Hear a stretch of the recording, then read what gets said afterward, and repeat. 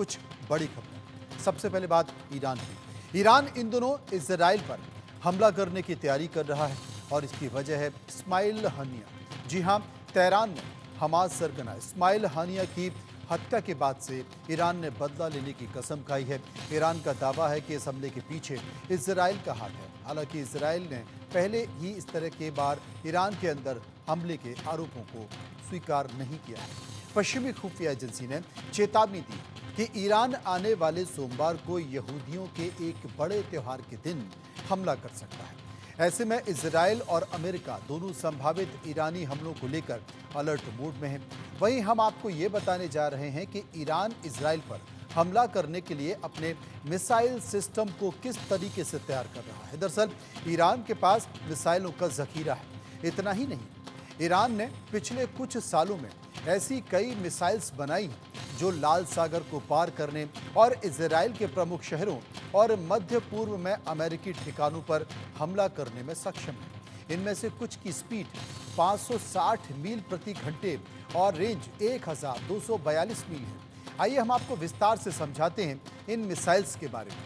पहली missiles Sejjil missiles. Missile की लंबाई 18 मीटर है, व्यास 1.25 मीटर है, वजन है 23,600 किलोग्राम, रेंज है 2000 किलोमीटर और अपने साथ 700 किलोमीटर का पेलोड लेकर ये जा सकती है।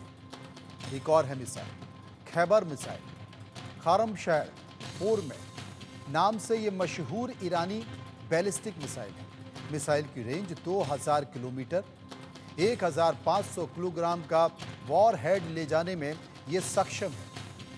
एक और मिसाइल इमाद मिसाइल।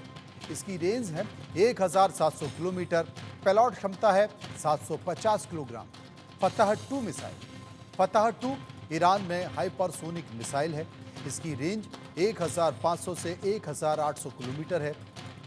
एक और मिसाइल गदर मिसाइल। गदर 110, जिसे कद्र 110 के नाम से भी जाना जाता है, शहाब 3A का अपग्रेडेड वेरिएंट है।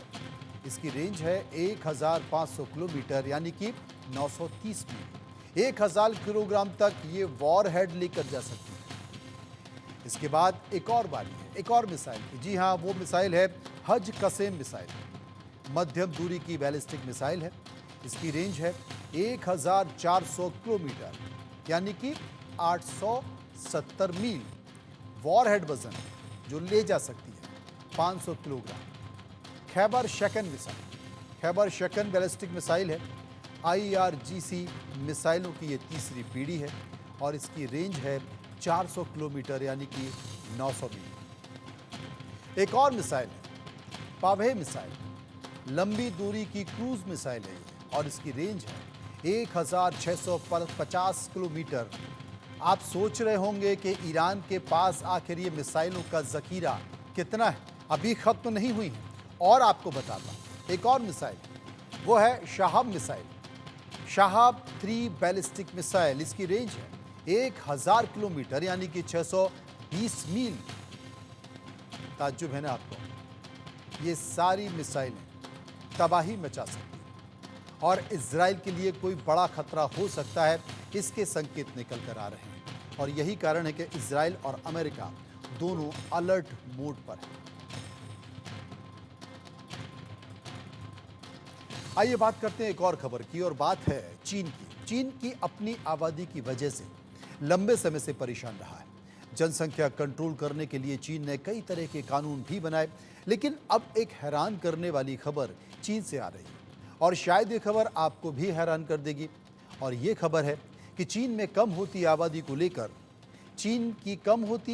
को लेकर चीन का संकट बन रहा है।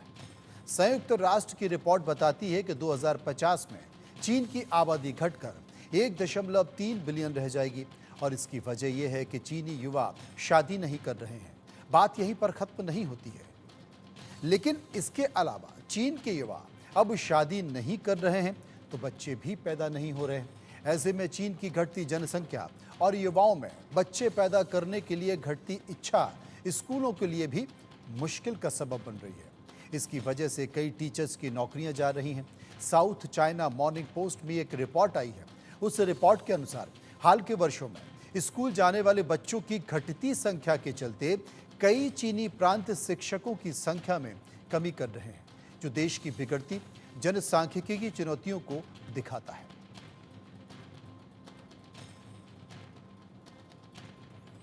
खबर खेल की। पेरिस ओलंपिक में महिला बॉक्सिंग के एक मैच पर विवाद शुरू हो गया है। ये मुकाबला गुरुवार को इटली की एंजेला कैरिनी और अल्जीरिया की ईमान खलीब के बीच हो रहा था। एंजेला सिर्फ 46 सेकंड में ही मैच से हट गई और इस मुकाबले में ईमान को जीत मिल गई। एंजेला ने कहा है कि मैंने कभी ऐसा मुक्का नहीं खाया, मैं यहाँ जज नहीं हूँ। ये मैच सही था या गलत, ये फैसला करना मेरा काम नहीं है।